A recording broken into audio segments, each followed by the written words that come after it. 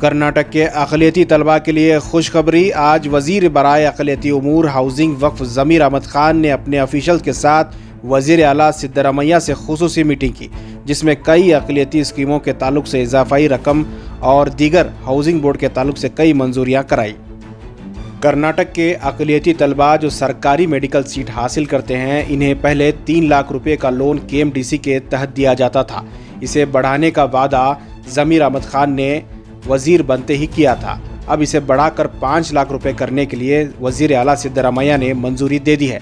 ज़मीर अहमद ख़ान ने इससे पहले प्रेस कॉन्फ्रेंस के दौरान इस बात की इत्तला दी थी। आज की मीटिंग में मुरारजी देसाई रिहायशी स्कूलों की तादाद में इजाफे करने और तलबा के दाखिले में इजाफे के मुताबिक इजाफाई असामियों की भर्ती के लिए मंजूरी के लिए भी तजवीज़ पेश की गई है।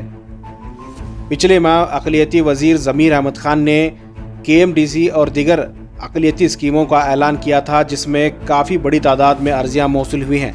उम्मीद से ज़्यादा अर्जियाँ मौसूल होने की वजह से वज़ीर अक़लियती उमूर ज़मीर अहमद ख़ान ने वज़ीर आला सिद्दरामैया से गुजारिश की है कि इजाफाई बजट यानी इजाफाई रकम जारी किए जाएँ, ताकि ज़्यादा से ज़्यादा अक़लियती उम्मीदवारों को ये स्कीम पहुँचाया जा सके। इस पर भी वज़ीर आला सिद्दरामैया ने मुस्बत जवाब दिया है। इस मौके पर वज़ीर आला सिद्दरामैया ने वज़ीर आला की खुसूसी तरक्याती स्कीम के तहत अक़लियती कॉलोनियों की तरक्की के लिए 1000 करोड़ का खाका तैयार करने और कामों की तरजीह फहरिस्त के मुताबिक काम करने का मशवरा भी दिया। अहदेदारान के मुताबिक मीटिंग में बताया गया कि महकमा अक़लियती बहबूद के तहत बजट में किए गए कुल 19 वादों में से 16 वादों के लिए सरकारी अहकाम जारी किए गए हैं। हाउसिंग मिनिस्टर ज़मीर अहमद ख़ान ने 2,30,000 मकानात के तकम्मिल के लिए वज़ीर आला से माली इमदाद के लिए भी रजामंदी कराई है। आज वज़ीर आला से खुसूसी मीटिंग के दौरान हाउसिंग वजारत के तहत आने वाले स्लम बोर्ड और राजीव गांधी हाउसिंग कॉरपोरेशन के ज़रिए तामीर होने वाले 2,30,000 मकानात को मुकम्मल करने के लिए दरकार माली इमदाद की तजवीज़ पेश की गई, जिस पर वज़ीर आला सिद्दरामैया ने रजामंदी ज़ाहिर की है। वज़ीर आला से मीटिंग के बाद रियासती वज़ीर ज़मीर अहमद ख़ान ने मीडिया से बात करते हुए बताया कि हाउसिंग बोर्ड के तहत 2,30,000 मकानात ज़ेर तामीर हैं। अब तक 2015 से लेकर 2023 तक एक भी मकान डिलीवर्ड नहीं किया गया है। पिछली BJP हुकूमत ने गरीबों को, मुस्तहक लोगों को मकानात पहुँचाने में किसी तरह की दिलचस्पी नहीं दिखाई है।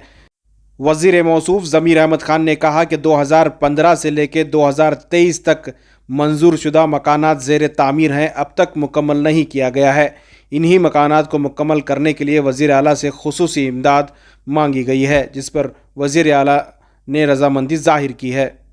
ज़मीर अहमद ख़ान ने मरकज़ी हुकूमत की हाउसिंग स्कीम जो रियासती हुकूमत के इश्तराक से होती है, उस पर 1,30,000 रुपये GST लेने पर भी सवाल उठाया। उन्होंने कहा कि गरीब तबके के लोग 1,30,000 रुपये के GST की वजह से बाकी के रकम अदा करने में दिलचस्पी नहीं दिखा रहे हैं।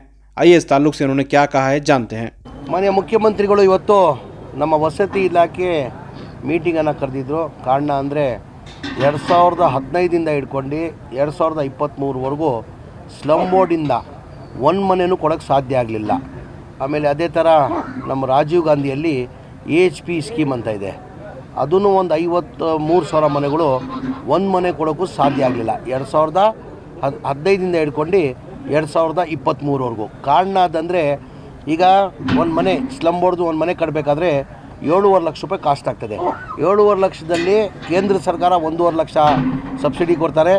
ಆಮೇಲೆ ರಾಜ್ಯ ಸರ್ಕಾರ ಜನರಲ್ ಇದ್ದರೆ 1,20,000 ಸಬ್ಸಿಡಿ ಕೊಡ್ತಾರೆ. SC ST ಇದ್ದರೆ 2 ಲಕ್ಷ ಸಬ್ಸಿಡಿ ಕೊಡ್ತದೆ. ಆವ್ರೇಜ್ ನಾವು ತೊಗೊಂಡ್ರೆ 3 ಲಕ್ಷ ಸಬ್ಸಿಡಿ ಬರ್ತದೆ. ಅಂದರೆ 7.5 ಲಕ್ಷದಲ್ಲಿ 3 ಲಕ್ಷ ತೆಗೆದ್ರೆ 4.5 ಲಕ್ಷ ಉಳಿತದೆ. ಆ 4.5 ಲಕ್ಷ ರೂಪಾಯಿ ಬೆನಿಫಿಷರಿ ಕಟ್ಟಬೇಕಾಗ್ತದೆ. ಅದು 7.5 ಲಕ್ಷ ಕಾಸ್ಟ್ ಏನಕ್ಕೆ ಜಾಸ್ತಿ ಆಗ್ತಾಯಿದೆ ಅಂದರೆ ಕೇಂದ್ರ ಸರ್ಕಾರದವರು 1.5 ಲಕ್ಷ ಸಬ್ಸಿಡಿ ಕೊಡ್ತಾವ್ರೆ. GST ಮುಖಾಂತರ 18% GST ಮುಖಾಂತರ 1,30,000 ರೂಪಾಯಿ ವಾಪಸ್ ತೊಗೊಳ್ತಾವ್ರೆ. ಅಂದರೆ ಹಿಂಗೆ ಕೊಡ್ತಾವ್ರೆ, ಹಿಂದೆಯಿಂದ ಕಿತ್ಕೊಳ್ತಾವ್ರೆ. 1.5 ಲಕ್ಷ ಕೊಡ್ತಾವ್ರೆ ಒಂದು ಮನೆಗಂತ ಸಬ್ಸಿಡಿ, 1.5 ಲಕ್ಷ ಕೊಡ್ತಾವ್ರೆ ಕೇಂದ್ರ ಸರ್ಕಾರದಿಂದ. GST ಮುಖಾಂತರ ವಾಪಸ್ ತೊಗೊಳ್ತಾವ್ರೆ. ಹಾಗಾಗಿ ಟೋಟಲ್ ಸ್ಲಮ್ ಬೋರ್ಡಲ್ಲಿ 1,80,000 ಮನೆ 2015 ಹಿಡ್ಕೊಂಡು 2023ವರೆಗೂ, ಆಮೇಲೆ ರಾಜೀವ್ ಗಾಂಧಿದು 53,000 ಮನೆಗಳು 2015 ಹಿಡ್ಕೊಂಡು 2023ವರೆಗೂ ಒಂದು ಮನೆ ಕೊಡೋಕ್ಕೆ ನಾವು ಸಾಧ್ಯ ಆಗಲ್ಲ. ಕಾರಣ ಅದಂದರೆ ಬೆನಿಫಿಷರಿಯವ್ರು 4.5 ಲಕ್ಷ ರೂಪಾಯಿ ಕಟ್ಟಬೇಕಾಗ್ತದೆ. 4.5 ಲಕ್ಷ ರೂಪಾಯಿ ಹೆಂಗೆ ಬಡವ್ರು ಕಟ್ಟೋಕ್ಕೆ ಸಾಧ್ಯ? ಬಡವ್ರು ಇದ್ದಾರೆ ಅವರು. 4.5 ಲಕ್ಷ ಎಲ್ಲಿ ಕೊಡೋಕ್ಕೆ ಸಾಧ್ಯ?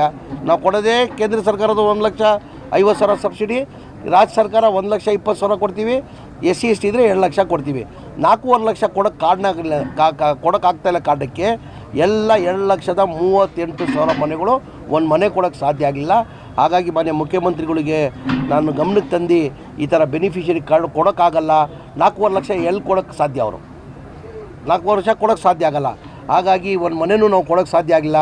ಜನ ಬೀದಿಯಲ್ಲಿದ್ದಾರೆ. ಸ್ಲಮ್ಮಲ್ಲಿ ಹೋದರೆ ಪಾಪ ಜನ ಒಂಥರ ಕಣ್ಣಲ್ಲಿ ನೀರು ಹಾಕ್ತಾರೆ. ಸರ್, ನಾವು ಇಷ್ಟು ವರ್ಷ ಆಯಿತು, ನಮ್ಮ ಮನೆ ಕಟ್ಕೊಟ್ಟಿಲ್ಲ, ದಯಮಾಡಿ ನಮ್ಮ ಮನೆ ಕಟ್ಕೊಡಿ, ನಾವು ಬೀದಿಯಲ್ಲಿದ್ದೀವಿ, ನೀವು ಬಾಡಿಗೆ ಮನೆಯಲ್ಲಿದ್ದೀವಿ ಅಂತ ಜನ ಕಣ್ಣಲ್ಲಿ ನೀರು ಹಾಕ್ತಾರೆ. ಮಾನ್ಯ ಮುಖ್ಯಮಂತ್ರಿ ಗಮನಕ್ಕೆ ತಂದಿದ್ದೀನಿ, ಬೆನಿಫಿಷರಿ ಪೇಮೆಂಟ್ ಕೊಡೋಕ್ಕಾಗಲ್ಲ. ಸ್ಲಮ್ ಬೋರ್ಡಲ್ಲಿ ಅಂದರೆ ಈಗ ಕಂಪ್ಲೀಟ್ ಮಾಡಬೇಕಾದ್ರೆ ಮನೆ 1,80,000 ಮನೆ ಕಂಪ್ಲೀಟ್ ಮಾಡಬೇಕಾದ್ರೆ 55,400 ಕೋಟಿ ಬೇಕಾಗ್ತದೆ. ರಾಜೀವ್ ಗಾಂಧಿದು 53,000 ಮನೆ ಕಂಪ್ಲೀಟ್ ಮಾಡಬೇಕಂದ್ರೆ 1,666 ಕೋಟಿ ಬೇಕಾಗ್ತದೆ. ಏನೇ ಟೋಟಲ್ 8,000 ಕೋಟಿ ಕೊಟ್ಟರೆ ನಾವು ಅದು 2,30,000 ಮನೆ ಕೊಡೋಕ್ಕೆ ಸಾಧ್ಯ ಆಗ್ತದೆ ಅಂತ ಮಾನ್ಯ ಮುಖ್ಯಮಂತ್ರಿಗಳು ತಮ್ಮ ಮನವಿ ಇಟ್ಟಿದ ಮೇಲೆ ಮಾನ್ಯ ಮುಖ್ಯಮಂತ್ರಿಗಳು ನನಗೊಂದು ವಾರ ಕಾಲಾವಕಾಶಗಳು ಏನೋ ಒಂದು ಮಾಡುವ ಅಂತ ಭರವಸೆನ ಕೊಟ್ಟಿದ್ದಾರೆ. ಖಂಡಿತ ಈಗ ಬಡವ್ರು ನಾವು ಮನೆ ಕೊಡಬೇಕಾಗ್ತದೆ. ಒಂದು ಮನೆ ಕೊಡೋಕ್ಕೆ ಸಾಧ್ಯ ಆಗಲಿಲ್ಲ. BJP ಅವರು ಇದಾರಲ್ಲ, ಹೇಳಿ ಅವರು ಒಂದು ಮನೆ ನಾವು ಕೊಟ್ಟಿದ್ದಂಥ ಶಪಥ ಪಡಲಿ. ಅವರು ಸ್ಲಮ್ ಬೋರ್ಡಲ್ಲಿ AHP ರಾಜೀವ್ ಗಾಂಧಿಲಿರಲಿ ಒಂದು ಮನೆ ಕೊಟ್ಟಿರೋದಂತ ತೋರಿಸ್ಲಿ. ಅವರು ಒಂದು ಮನೆ ಕೊಡೋಕ್ಕೆ ಸಾಧ್ಯ ಆಗಿಲ್ಲ. ಅದು ಮನೆಗಳು ಸ್ಯಾಂಕ್ಷನ್ ಆಗಿರೋದು ಯಾವಾಗ? 2015, 16, 17, 18, 19 ಸಿದ್ದರಾಮಯ್ಯ ಅವರು ಮುಖ್ಯಮಂತ್ರಿ ಇರುವಾಗಲೇ ಸ್ಯಾಂಕ್ಷನ್ ಆಗಿರೋದು. ಹೊಸ ಮನೆಯೂ ಸ್ಯಾಂಕ್ಷನ್ ಮಾಡ್ಕೊಂಡಿಲ್ಲ ಇವರು. ಹೊಸ ಮನೆಯಲ್ಲಿ ರಾಜೀವ್ ಗಾಂಧಿದಲ್ಲಿ AHPದಲ್ಲಿ ಸಿದ್ದರಾಮಯ್ಯ ಕಾಲದಲ್ಲಿ 42,000 ಮನೆಗಳು ಕೊಟ್ಟಿದ್ದರು. ಇವ್ರ ಕಾಲದಲ್ಲಿ BJP ಕಾಲದಲ್ಲಿ 4 ವರ್ಷದಲ್ಲಿ ಬರೀ 8,000 ಮನೆಗಳು ಕೊಟ್ಟಿರೋದು. ಅಂದರೆ ಯಾವ ಮನೆ ನಾವು ಹ್ಯಾಂಡ್ ಓವರ್ ಮಾಡೋಕ್ಕೆ ಸಾಧ್ಯ ಆಗಲಿಲ್ಲ. ಅಂದರೆ ಏನಕ್ಕಂದರೆ ಬೆನಿಫಿಷರಿ ಪೇಮೆಂಟ್ ಕಟ್ಟಬೇಕು. 4.5 ಲಕ್ಷ ಬೆನಿಫಿಷರಿ ಎಲ್ಲಿಂದ ತರ್ತಾರೆ ಪಾಪ ಬಡವರು? ಅವ್ರು ಜೀವನ ಮಾಡೋದೇ ಕಷ್ಟ. 4.5 ಲಕ್ಷ ತರೋಕ್ಕಾಗಲಿಲ್ಲ. 8 ವರ್ಷ ಆಗಿದೆ, ಒಂದು ಮನೆ ಕೊಡೋಕ್ಕೆ ಸಾಧ್ಯ ಆಗಿಲ್ಲ.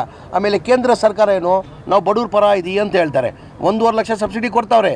GST 18% ಹಾಕಿ 1,32,000 ತೊಗೊಳ್ತಾರೆ. ನಾಮಕೆ ವ್ಯವಸ್ಥೆ ಅಂತ ಕೊಡ್ತಾ ಇರೋದು. ಮುಂದೆಯಿಂದ ಕೊಡ್ತಾವ್ರೆ, ಹಿಂದೆಯಿಂದ ವಾಪಸ್ ತೊಗೊಳ್ತಾರೆ.